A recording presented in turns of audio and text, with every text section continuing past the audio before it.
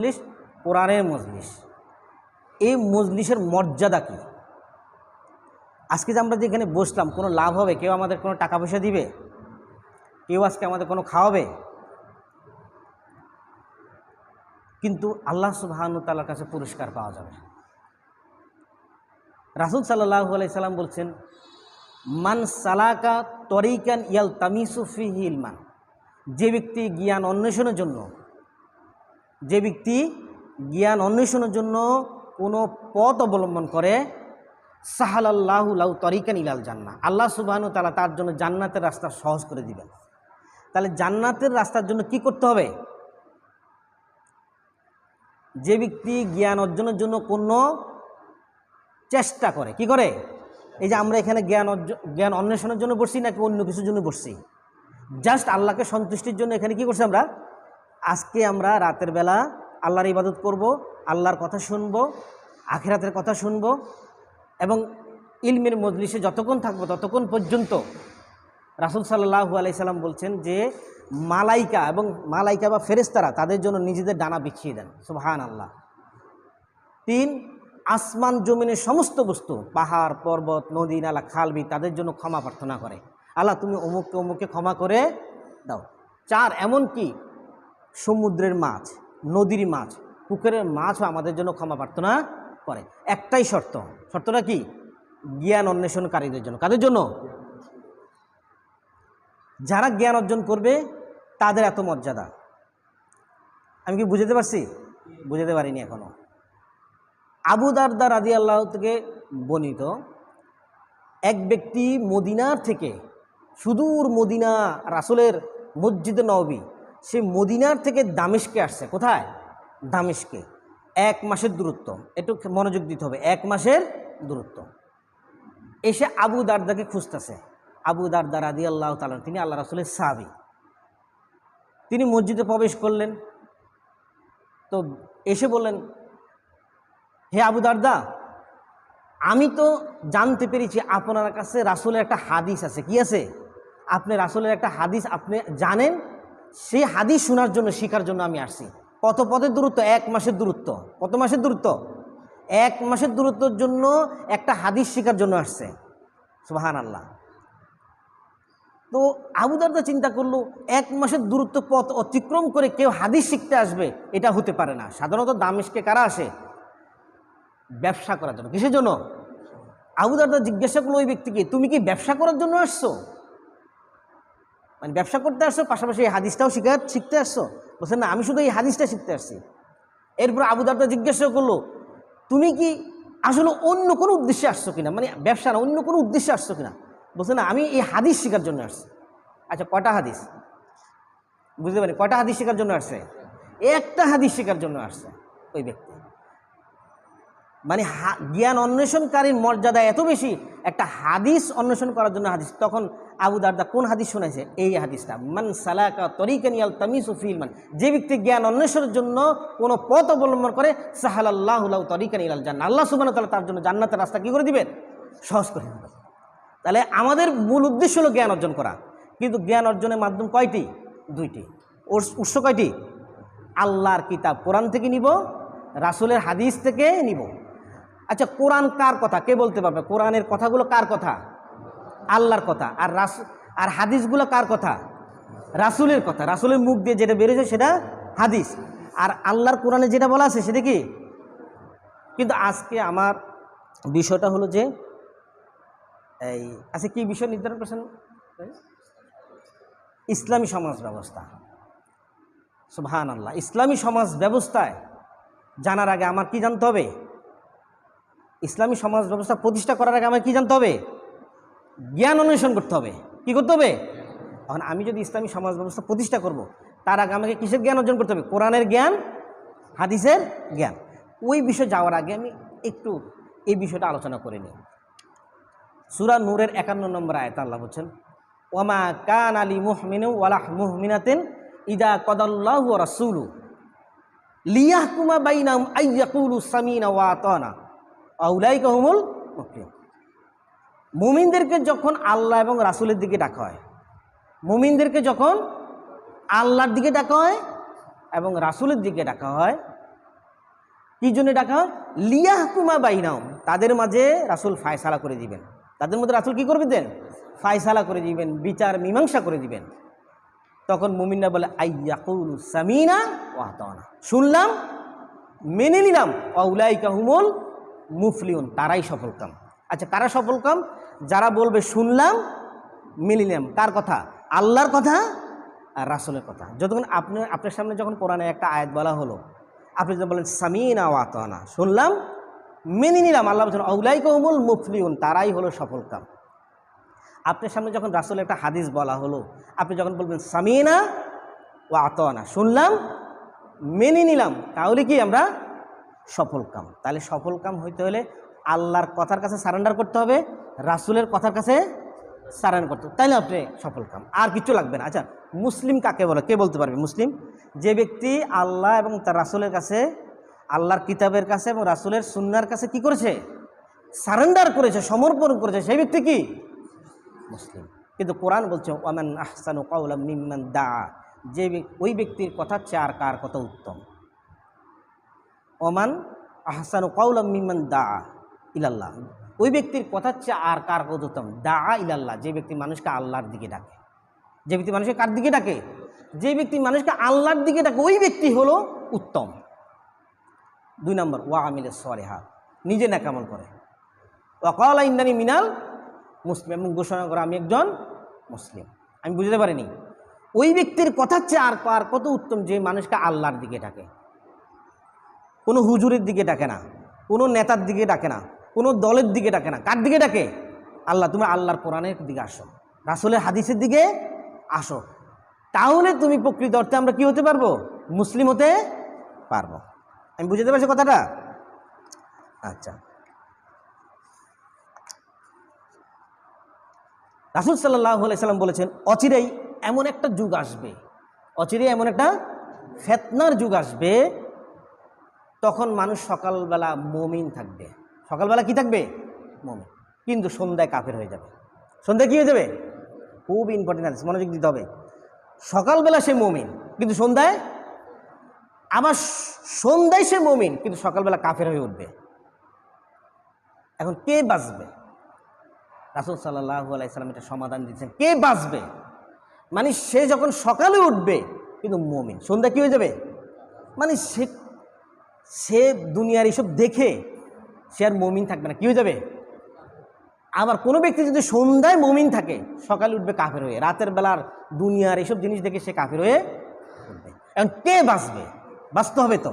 রাসূল সাল্লাল্লাহু আলাইহি সাল্লাম বলেছেন কেবল সেই ব্যক্তি বাঁচতে পারবে যাকে আল্লাহ তাআলা ইলমের মাধ্যমে জীবিত রেখেছেন। কিসের মাধ্যমে?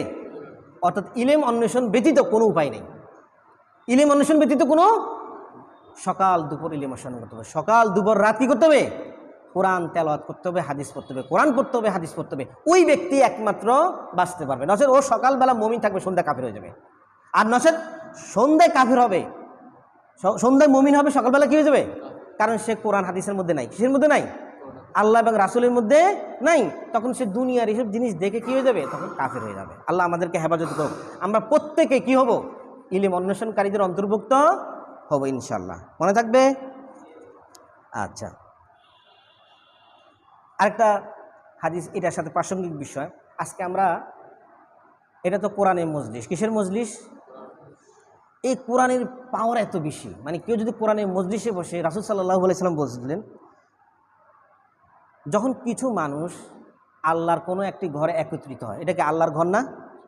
কিছু মানুষ যখন আল্লাহর ঘরে একত্রিত হয়, রাসূল সাল্লাল্লাহু আলাইহি সাল্লাম বলেছেন, এবং তাদের মাঝে কোরআনের আলোচনা হয়। কিসের আলোচনা হয়? কোরআনের আলোচনা, অন্য কিছু না, কোরআন হাদিসের আলোচনা হয়। তারা গবেষণা করে, রিসার্চ করে একে অপরের সাথে। আল্লাহ রাসূল সাল্লাল্লাহু আলাইহি সাল্লাম তাদের উপরে আল্লাহর পক্ষ থেকে প্রশান্তি, সাকিনা নাজিল হয়। আল্লাহর পক্ষ থেকে কি নাজিল হয়? সাকিনা নাজিল হয়, প্রশান্তি নাজিল হয়। 2, আল্লাহ সুবহানাহু ওয়া তাআলা তাদের উপরে রহমত প্রেরণ করেন। কি করেন? রহমত প্রেরণ করেন। 3, ফেরেশতারা তাদেরকে ঘিরে রাখে। ফেরেশতারা তাদেরকে কি রাখে? এই যে আমরা এখানে বসলাম না, আমরা অলরেডি আল্লাহর পক্ষ থেকে শান্তি পাচ্ছি, আল্লাহর পক্ষ থেকে রহমত পাচ্ছি। ফেরেশতারা আমাদেরকে কি রাখছে? ঘিরে, যদিও আমরা দেখছি না, 4 নাম্বার হলো সবচেয়ে মজার বিষয়। আচ্ছা, আপনি এখানে বসে আছেন না, কেউ যদি আপনার বিষয় আলোচনা করে যে আমাদের একটা ছেলে মনে করেন আমাদের দেশের ডক্টর ইউনূস, এখন আমাদের দেশের প্রধান উপদেষ্টাকে ডক্টর ইউনূস, সে যদি এই বাইরের বিষয়ে আলোচনা করে যে এমন একটা ছেলে আছে সে 5 ওয়াক্ত সালাত পড়ে, সে মানুষের কাছে আল্লাহর কথা দাওয়াত দেয়, তার কথা আলোচনা করতেছে, তাহলে আপনি জানতে পারলেন, মিডিয়াতে জানতে পারলেন এই বাইরের বিষয়ে আলোচনা করতেছে, তখন এই বাইকে খুশি হবে না রাগান্বিত হবে? তখন রাগ করবে না, ইউনূস সাহেব আমার নাম নিল কেন, রাগান্বিত না, বলবে যে আমার আলোচনা করছে, সবাই তাকে চিনবে না, তখন আবার মিডিয়াতে আপনাদের মর্যাদা তার চেয়ে বেশি, কোরআনের মজলিসে বসলে কি তার চেয়েও বেশি। হাদিসের 4 নম্বর পয়েন্টে বলা হচ্ছে যে আল্লাহ সুবহানাহু ওয়া তাআলা স্বয়ং ফেরেশতাদের সামনে আপনাদের বিষয়ে আলোচনা করে যারা কোরআনের মজলিসে বসছে। আমি বুঝতে পারিনি, আল্লাহ সুবহানাহু ওয়া তাআলা কাদের বিষয়ে আলোচনা করছে? যে আব্দুল্লাহ বসছে, আব্দুর রহমান বসছে, ওমর বসছে, আবু বকর বসছে, জিয়া বসছে, আপনার বিষয়ে কার সাথে আলোচনা করতেছে? ফেরেশতাদের। আপনার মর্যাদা বেশি, কত বেশি বেড়ে গেল কিসের কারণে? কোরআনের মজলিসে বসা। তাহলে ইলমের গুরুত্ব আছে কিনা? এই ইলম আপনাকে জাহান্নাম থেকে বাঁচাবে, এর কোনো উপায় নেই। এবার আসুন আমার আলোচনার বিষয়ে আমরা যাব ইনশাআল্লাহ। তার আগে সূরা বাকারা 25 নম্বরে আল্লাহ সুবহানাহু বলছেন, ওয়াবাশশিরিল্লাযিনা আমানু ওয়া আমিলুস সলিহাতি আন্না লাহুম জান্নাত তাজরি মিন তাহতিহাল আনহার। আপনি তাদেরকে সুসংবাদ দিন যারা ঈমান এনেছে। কি এনেছে? ওয়া আমিলুস সলিহাত, নেক আমল করেছে। আন্না লাহুম জান্নাত, তাদের জন্য আছে জান্নাত। 2টা শর্ত। জান্নাত যাওয়ার শর্ত কয়টি?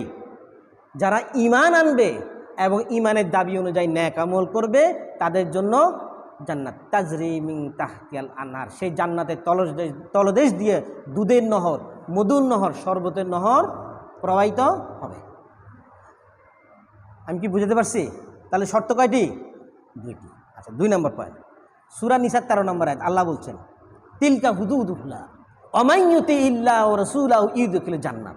মানে আমি জান্নাতের কথা বলছি, যে ব্যক্তি আল্লাহর আনুগত্য করলো, রাসূলের আনুগত্য করলো, ইউদখিলুল জান্নাত, সে জান্নাতে প্রবেশ করবে। কি বলছি? যে আল্লাহর আনুগত্য করলো, রাসূলের আনুগত্য করলো, সে কোথায় যাবে? ইউদখিলুল জান্নাত। তাইলে আমরা যদি আল্লাহর আনুগত্য করে, মানে আল্লাহর কোরআনের কথাগুলো যদি মেনে নিই, রাসূলের হাদিসগুলো মেনে নিই, তাহলে আনুগত্য করলাম, তার বিনিময়ে কী পাবো?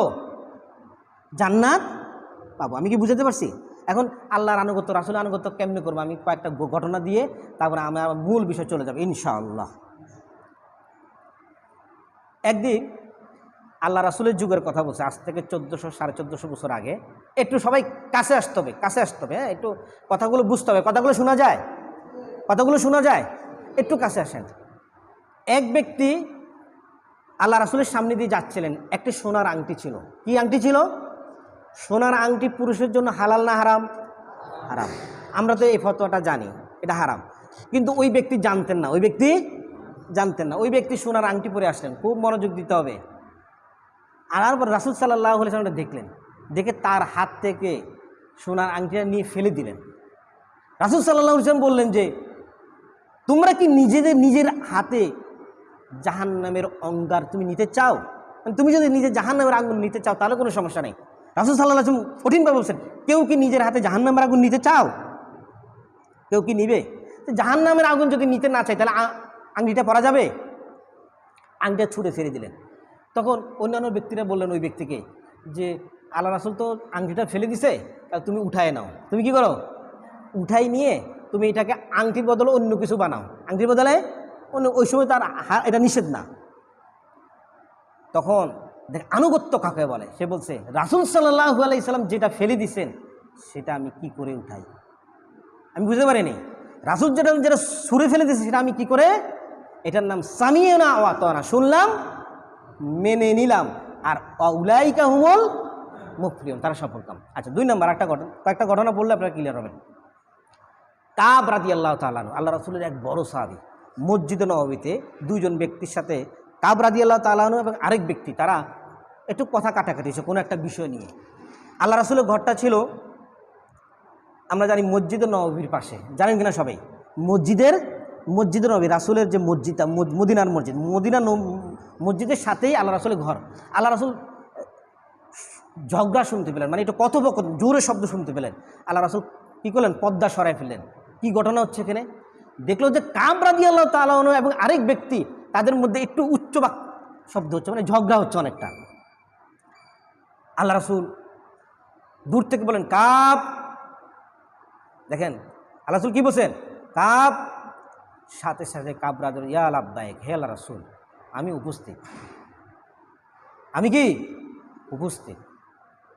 আল্লাহ রাসূল হাত দিয়ে ইশারা করলেন। দেখেন আনুগত্য, এখানে আনুগত্যের বিষয় আছে। আল্লাহ রাসূল হাত দিয়ে ইশারা করলেন। আসলে সমস্যাটা হচ্ছিল ওই ব্যক্তি কাব রাদিয়াল্লাহু তাআলা আনহু ওই ব্যক্তির কাছে অনেক টাকা পায়।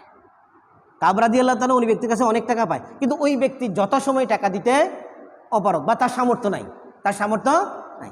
এখন আল্লাহ রাসূল কি বলছেন? ইশারা করলেন। ইশারাতেই বুঝলেন যে আল্লাহ রাসূল বুঝাচ্ছেন তুমি তার অর্ধেক ঋণ মাফ করে দাও, অর্ধেক ঋণ। সাথে সাথেই কাব রাদিয়াল্লাহু তাআলা আল্লাহ রাসূলের কথা, এর আদেশ, কার আদেশ? সাথে সাথেই হে আল্লাহ রাসূল আমি তার অর্ধেক ঋণ মাফ করে দিলাম। এর নাম সামিউনা ওয়া আতানা, শুনলাম মেনে নিলাম। আমি কি বুঝাতে পারতেছি? আরেকটা ঘটনা বলি। আব্দুল্লাহ ইবনে মাসউদ, একটা ঘটনা। আল্লাহ রাসূল এইভাবে খুতবা দিচ্ছিলেন মিম্বারে। খুতবা কিন্তু দিতে হয় দাঁড়ায়া, আমাদের সমাজে প্রচলিত নিয়ম বসে করে, এটা সুন্নাহ না। খুতবা দিতে কোথায়? দাঁড়ায়া। খুতবা মানে আলোচনা। তা আল্লাহ রাসূল খুতবা দিচ্ছেন। এক ব্যক্তি মসজিদে খুতবা দেওয়ার সময় কোনো ব্যক্তি কিন্তু আরেক ব্যক্তিকে বলতে পারবে না এই তুমি এই দুষ্টামিটা করো না, এটা তার জন্য জায়েজ নাই, নিষেধ আছে। মানে কোনো ব্যক্তি খোসাখুসির দূরে কোনো ব্যক্তি বলাই যাবে না যে তুমি এই দুষ্টামিটা করো না। কিন্তু এক ব্যক্তি দাঁড়ায় গেল, মসজিদে কী করলো? এক ব্যক্তি দাঁড়ায় গেল, কোনো একটা কারণ, হয়তো বা তার পা চুলকাচ্ছিল, কিছু একটা হচ্ছে না। আল্লাহ রাসূল বলছেন এই বসো। কিন্তু আব্দুল্লাহ ইবনে মাসউদ তিনি নামাজ পড়ার জন্য, জুমার নামাজ পড়ার জন্য আসতেছিলেন। তিনি ঠিক দরজার সামনে, ঠিক দরজার কাছাকাছি। প্রচণ্ড রোদ, এত রোদ আমাদের মতো 40 ডিগ্রি না, ওখানে আরও বেশি তাপমাত্রা। যখন শুনছে বসো, আব্দুল্লাহ ইবনে মাসউদ ওই দরজার বাইরে বসে গেছে। আচ্ছা, আল্লাহ রাসূলকে আব্দুল্লাহ ইবনে মাসউদকে বসতে বলছে নাকি সামনে যে ব্যক্তি দাঁড়াইছে তাকে বসতে বলছে? আমি বুঝতে পারিনি। আল্লাহ রাসূল কিন্তু সামনে যে ব্যক্তি ছিল তাকে বসতে বলছে। মানে সাহাবীদের আনুগত্য কেমন ছিল! যখন বলছে বসো, আব্দুল্লাহ ইবনে মাসউদ কোথায় বসে গেছে? ওই যে মরুভূমির যে বালুগুলা গরম উত্তপ্ত রোদের মধ্যে বসে গেছেন। তার টপ টপ করে ঘাম ঝরতেছে। কি ঝরতেছে? আল্লাহ রাসূল বললেন হে আব্দুল্লাহ ইবনে মাসউদ তুমি ভিতরে এসে বসো। এটার নাম হলো সামিয়না ওয়া আতানা, শুনলাম মেনে নিলাম। আমি কি বুঝাতে পারছি? আমি কি বুঝাতে পারছি একটু?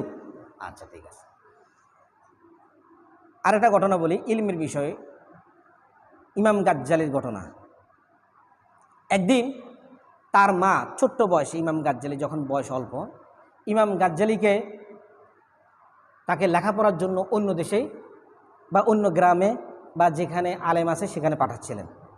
তো যাওয়ার সময় সমুদ্র, সেখানে জাহাজে সে যাচ্ছিলেন। তো জাহাজের ডাকাত পড়েছে। কি পড়েছে? সবার কাছ থেকে যা যা আছে সব নিয়ে গেছে।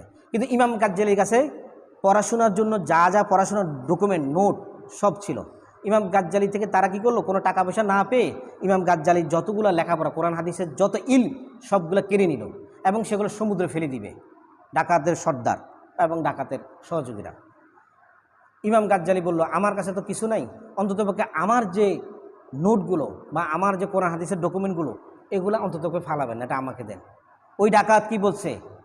যে ইলম তোমার নোটের মধ্যে থাকে, যে ইলম তোমার খাতা কলমের ভিতরে থাকে, যে ইলম তোমার মাথার মধ্যে থাকে না, মানে যে ইলম কোথার মধ্যে থাকে না, মাথার মধ্যে থাকে না, সেই ইলম দিয়ে তুমি জীবনে কিছু করতে পারবে না। আমি বুঝতে পারিনি। আপনি এই ইলম দিয়ে কী করবেন? যে ইলম বইয়ের মধ্যেই থাকে, যে ইলম যদি মাথার মধ্যে ইনস্টল না থাকে, ইনস্টল না করতে পারি, সেই ইলম দিয়ে তুমি কিছু করতে। এরপরেই ইমাম গাজ্জালি শপথ নিচ্ছেন, এমন শপথ নিছেন যে এরপরে কি নোট টোট তৈরি করবে এখন সব মাথার মধ্যে ঢুকেছে। সারাদিন মুখস্থ, সারাদিন বুঝে গবেষণা করছে কোরআন হাদিস। এখন সব কথা ইনস্টল করছে কোথায়? আমাদের সব কোরআন হাদিসের জ্ঞান ইনস্টল করতে হবে কোথায়? মাথায়। আমাদের 3টা জিনিস ইনস্টল করতে হবে, আজকে আমি বলে দিচ্ছি। যদি আপনি জীবনে নিজেকে সফলতা অর্জন করতে, মানে আখিরাতের জীবনে জাহান্নাম থেকে বাঁচতে চান, দুনিয়ার সফলতা, 3টা জিনিস ইনস্টল করতে হবে। একটা হলো রাসূলের সিরাত, রাসূলের জীবনী। কে কে পড়ছেন হাত তোলেন তো? রাসূলের জীবনী আলহামদুলিল্লাহ, একজন ভাই হাত তুলছে, 2জন ভাই, 3জন, মানে 4-5 জন হাত তুলছে, আলহামদুলিল্লাহ। এই যে রাসূলের জীবনী, আমার রাসূল, যে রাসূলকে অনুসরণ না করলে, যার আদর্শ গ্রহণ না করলে কেউ জান্নাতে যেতে পারবে না। আতিউল্লাহ ওয়া আতিউর রাসূল, আল্লাহর আনুগত্য করো, রাসূলের আনুগত্য। আমাদেরকে রাসূলের সিরাত এই ছোট বয়স থেকেই কয়েকবার পড়তে হবে। তাহলে 1 নম্বরে রাসূলের সিরাত ইনস্টল করতে হবে। রাসূলের মাক্কি জীবন 13 বছর, মাদানী জীবন 10 বছর, 23 বছরের নবুয়তি জীবন। মাক্কি জীবন 13 বছর, মাদানী জীবন 10 বছর। এই 23 বছর নবুয়তি জীবন কী করতে হবে? ইনস্টল। বাকি 40 বছরের জ্ঞান অর্জন করতে হবে নবুয়ত পাওয়ার আগে, মোট 63 বছর। 2 নাম্বার ইনস্টল করতে হবে, খুব মনোযোগ দিতে হবে। 2 নাম্বার ইনস্টল করতে হবে কোরআনের আয়াত। কোরআন আয়াত মুখস্থ করতে হবে প্রতি সপ্তাহে একটা। প্রতি সপ্তাহে 52 সপ্তাহে কয়টা? প্রতি সপ্তাহে একটা মুখস্থ করলে 52 সপ্তাহ কয়টা হলো? 52টা সপ্তাহ মুখস্থ হয়ে গেল সব আয়াত। তাহলে 3 বছর, 4 বছর, 5 বছর যদি আপনি মুখস্থ করেন, আল্লাহর কসম, আপনি 5 বছর পরে এখানে খুতবা দিতে পারবেন। আপনার জেনারেল মাদ্রাসা পড়া লাগবে না। আমি বুঝতে পারিনি? সপ্তাহে একটা আয়াত মুখস্থ করলে 52 সপ্তাহে 52, 3 বছরে 150 ধরেন, 5 বছরে 250 আয়াত মুখস্থ। আলহামদুলিল্লাহ। আপনি খুতবা যদি না দিতে পারেন, অন্তত এখানে 1-1.5 ঘন্টা আলোচনা করতে পারবেন। প্রত্যেকে দায়ী আল্লাহ হতে পারবে, আব্দুল্লাহ সাহাবীদের মতো। পারা যাবে না ইনশাল্লাহ। 3 নাম্বার ইনস্টল করতে হবে রাসূলের হাদিসগুলো। রাসূলের মাসে একটা, মাসে কয়টা? আমি কম দিচ্ছি, মাসে 12 মাসে 12টা, 12 মাসে 3 বছরে 36টা, 3 বছরে 5 বছরে 5 12 60টা, 5 বছরে 60টা। আপনি যখন একটা আলোচনাতে কয়টা হাদিস বলতো? একটা আলোচনার মধ্যে 4-5টা হাদিস বলা যায়, বেশি 60টাকে বলবে? কোরআনে আয়াত কি কেউ একটা বক্তব্যের ভিতরে 200-300 বলে ফেলবে? কত 10-12টা বলবে। তাহলে আপনি 3-4 বছর পরে কোথায় বসবেন? খতিব সাহেবের এখানে বসতে পারার যোগ্যতা অর্জন করতে পারবেন। তাহলে 3টা জিনিস ইনস্টল করতে পারবো। তুমি বলো কি 3টা জিনিস ইনস্টল করতে হবে আমাদের? বলো তো 3টা জিনিস কি ইনস্টল করতে হবে, এটা বলতে পারবা? প্রথম হলো রাসূলের জীবনী, রাসূলের। 2 নাম্বার হলো কোরআন মাজিদের আয়াত। কোরআন মাজিদের যেমন একটা আয়াত মুখস্থ করেছেন, অমা খালাকতুল জিন্না ওয়াল ইনসা ইল্লা লিয়াবুদুন, আমি মানুষ এবং জিনকে সৃষ্টি করেছি আমার ইবাদতের জন্য। এই আয়াতটা সবাই পারে না? আর একটা আয়াত বলি, এটা সবাই পারে, আলহামদুলিল্লাহি রাব্বিল আলামিন, সমস্ত প্রশংসা সারা বিশ্বের প্রতিপালক আল্লাহর জন্য। এটা তো কোরআন একটা আয়াত, মুখস্থ হইল কি না? তো একটা আয়াত মুখস্থ করলেন, এবার হাদিস মুখস্থ করবেন। পারা যাবে ইনশাল্লাহ, এর কোনো বিকল্প নেই। তাহলে আপনি যদি এটা না করেন তাহলে কি হবে? আপনি সকালবেলা মুমিন হবেন, সন্ধ্যায় কাফের হবেন। আবার সন্ধ্যায় মুমিন থাকবেন, সকালে কাফের হয়ে যাবেন, যদি আপনি কিসের মধ্যে না থাকেন? ইলম অর্জনের মধ্যে না থাকে। আমি বুঝতে পারছি? আচ্ছা, এবার আসুন।